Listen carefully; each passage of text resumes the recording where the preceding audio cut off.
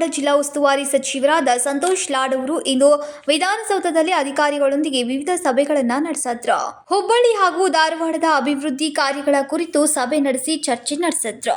ಈ ಸಭೆಯಲ್ಲಿ ಧಾರವಾಡ ಜಿಲ್ಲಾಧಿಕಾರಿಗಳು, ಹುಬ್ಬಳ್ಳಿ ಧಾರವಾಡ ಮಹಾನಗರ ಪಾಲಿಕೆ, ಕನ್ನಡ ಮತ್ತು ಸಂಸ್ಕೃತಿ ಇಲಾಖೆ, ಕಂದಾಯ ಇಲಾಖೆ ಹಾಗೂ ಗೃಹ ಮಂಡಳಿಯ ಅಧಿಕಾರಿಗಳು ಪಾಲ್ಗೊಂಡಿದ್ರು. It is not that way, sir. Sir, now almost every quarter around 40 crores completely, sir. But then, to run the salary component and the ambulance component. but what is he doing NGO free ಅಂತ ಹೇಳ್ತಾರೆ? ಅವರು service charge ಏನು ನಾವು extra ಮಾಡ್ತಾ ಇಲ್ಲ ಅಂತ ಹೋಗಿದ್ದಾರೆ. What is service charge?